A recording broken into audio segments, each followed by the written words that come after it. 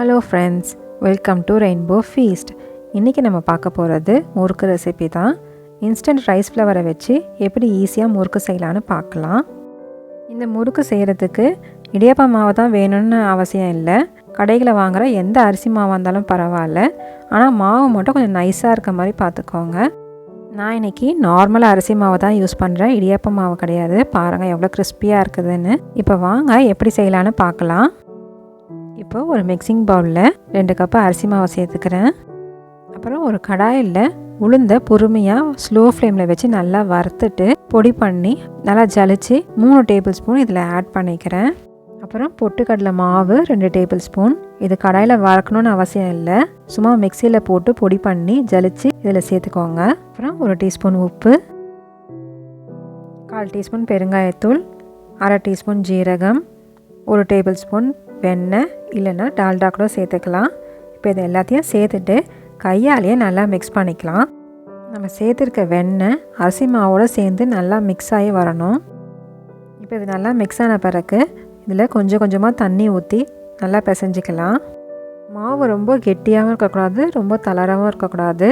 அதனால் கொஞ்சம் கொஞ்சமாக தண்ணி சேர்த்து பிசைஞ்சிக்கலாம்.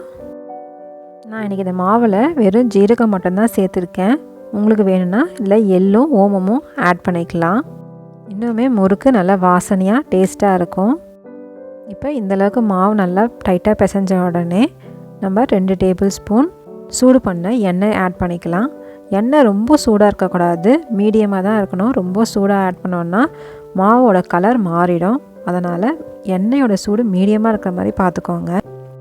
சேர்த்துட்டு இப்போ இதையும் நல்லா பிசைஞ்சிக்கலாம். இப்போது எண்ணெய் சேர்த்துருக்கிறதுனால மாவு நல்லா சாஃப்டாக இருக்கும். அதே சமயத்தில் முறுக்கும் நல்லா கிறிஸ்பியாக கிடைக்கும். மாவு நல்லா சாஃப்டாக இருந்தால் தான் பிழியத்துக்கு ரொம்ப ஈஸியாக இருக்கும். மாவு ரொம்ப டைட்டாக ஆகிடுச்சுன்னா பிழிய கஷ்டமாக இருக்கும். அப்புறம் நம்ம முறுக்கு செய்கிற ஆசையே இருக்காது. அதனால் இந்த அளவுக்கு நல்லா சாஃப்டாக இருக்கணும் மாவு. இப்போ இதை 4 பாதியாக உருட்டி வச்சுக்கிறேன். முறுக்கு குழலில் போடுறதுக்கு ஈஸியாக இருக்கும்.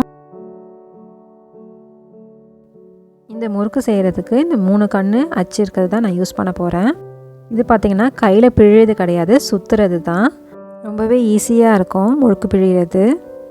இப்போது நான் பிசைஞ்சு வச்சுருக்க மாவை இது உள்ளே சேர்த்து க்ளோஸ் பண்ணிக்கிறேன். இப்போது முறுக்கு பிழியத்துக்கு ஒரு ஜல்லிக்கரண்டியில் பின்பக்கத்தில் இந்த மாதிரி முறுக்கை பிழிஞ்சு சுற்றி விட்டுக்கிறேன்.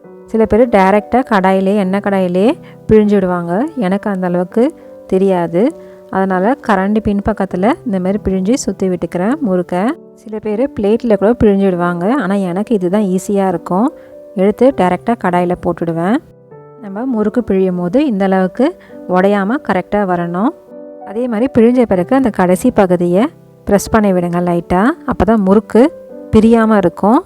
இப்போ எண்ணெய் கடாய் நல்லா சூடாயிடுச்சு. இப்போ பிழிஞ்ச முறுக்கை ஒவ்வொன்றா சேர்த்து இதில் பொரிச்சு எடுத்துக்கலாம். எண்ணெய் மீடியம் ஹீட்டில் இருக்கணும். ரொம்ப ஸ்லோ ஃப்ளேமில் இருந்துச்சுன்னா முறுக்கு வேகாமல் ரொம்ப சாஃப்டாக ஆகிடும். அதனால் எண்ணெய் எப்போயுமே மீடியம் ஹீட்டில் இருக்க மாதிரி பார்த்துக்கோங்க. அதே சமயத்தில் கடாய் எந்த சைஸ் இருக்கோ அதுக்கேற்ற மாதிரி முறுக்கு போட்டு பொரிச்சுக்கோங்க. ரொம்ப நிறைய முறுக்கு சேர்த்துட்டிங்கன்னா முறுக்கு வேகாமல் நமுத்து போன மாதிரி ஆகிடும். இப்போது இந்த அளவுக்கு சலசலப்பு குறைஞ்சதும் முறுக்கை திருப்பி விட்டுக்கிறேன். இப்போது முறுக்கில் அந்த சலசலப்பெல்லாம் குறைஞ்சி நல்லா வெந்துடுச்சு. இப்போது எண்ணெயிலேருந்து எடுத்துடலாம்.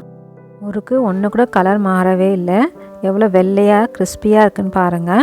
நம்ம உளுந்து வறுக்கும்போது கலர் மாறாமல் வெள்ளையாக இருக்கும்போதே எடுத்துடணும்.